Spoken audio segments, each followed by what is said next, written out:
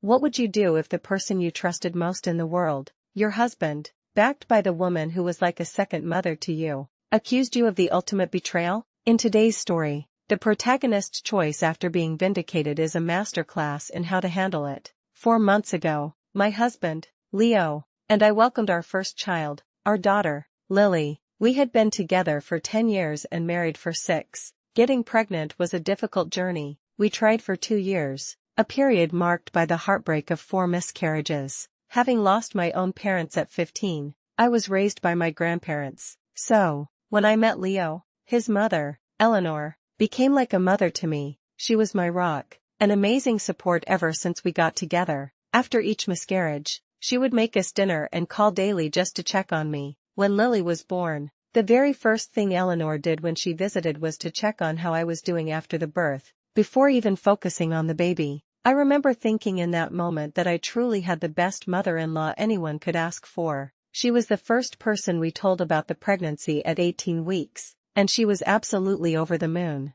For the first 4 weeks after we came home from the hospital, she even moved in with us to help. She was never overbearing, always helpful, and constantly talked about how Lily was a miniature version of me. She'd proudly tell everyone that my daughter was my perfect copy. Leo was just as smitten. He was completely in love with our little girl, doing everything he could to help. He would come home from work early every single day just to spend as much time as possible with Lily and me. All he could talk about was how perfect our daughter was and how much she looked just like me. He even found old baby pictures of me and created a photo collage of the two of us to hang on the wall. Everything felt perfect. This was the family we had wanted for so long. Then, things started to change. After Eleanor moved back to her own house, I hardly saw her. I'd only speak to her if I initiated the call, but I was so wrapped up in being a new mother that I didn't think much of it. About 2 months in, Leo started becoming distant. He'd come home late, claiming he was at his mother's house helping with some renovations. I appreciated all the help Eleanor had given us, so I didn't complain.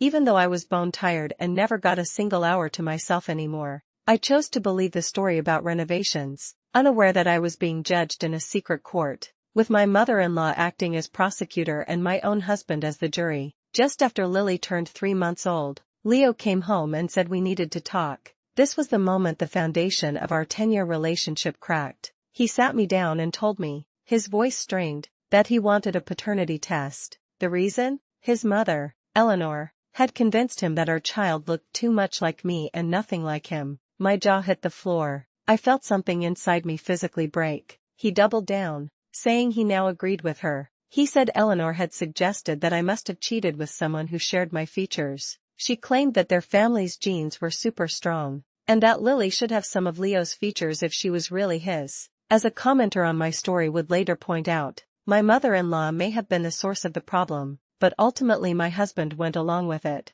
and that was a much, much bigger problem. After he finished talking, I couldn't get a single word out. I just started crying. It felt like the deepest betrayal imaginable. They were accusing me of cheating, and their only evidence was that my daughter looked too much like me. Leo told me he was sorry, but his mother had gotten inside his head and he couldn't let the thought go. I felt utterly defeated by the whole situation and just agreed to the test, but I gave him 2 conditions. I told him that when the test came back proving Lily was his daughter, I wanted absolutely nothing more to do with Eleanor, and, I said, we would have to start couples counseling if there was any hope at all of saving our marriage. The next week was a blur of pain, as another person would later write, validating my feelings perfectly. So now your husband feels bad, but not only did he accuse you of cheating, he also spent weeks abandoning you to care for your newborn alone because he didn't believe she was his. Fast forward to now. The test results came back a week ago, and surprise, surprise, she is his daughter.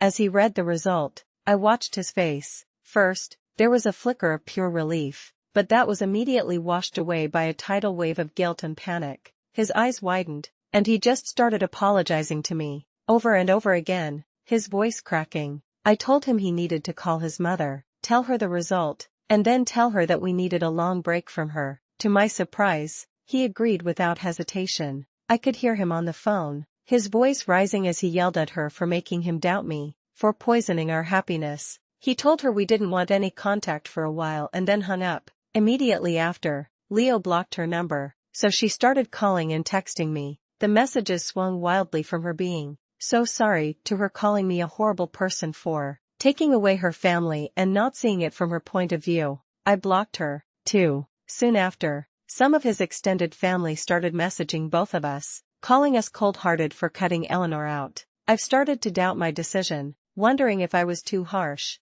reacting out of hurt. Maybe I made a mistake. After all, she was just looking out for her only son, right? But what I failed to mention is the history behind this. Leo's last serious relationship ended because his ex cheated on him. On top of that, his own mother, Eleanor, divorced his father because of infidelity. It doesn't excuse what he did, but it's the reason I didn't just hand him divorce papers the moment he saw that test result. I know he has deep-seated trust issues, and so does his mother. He's been in therapy before for it and has already contacted his psychiatrist to start again. We are also scheduled for our first couples counseling session later this week. The trust is broken, but maybe, just maybe, it can be repaired. This story shows that betrayal from those closest to us leaves the deepest scars. Rebuilding a relationship after such a profound breach of trust requires far more than simple apologies. It demands true accountability and a commitment to change. So, I'll ask you, if you were in my shoes, could you forgive your husband?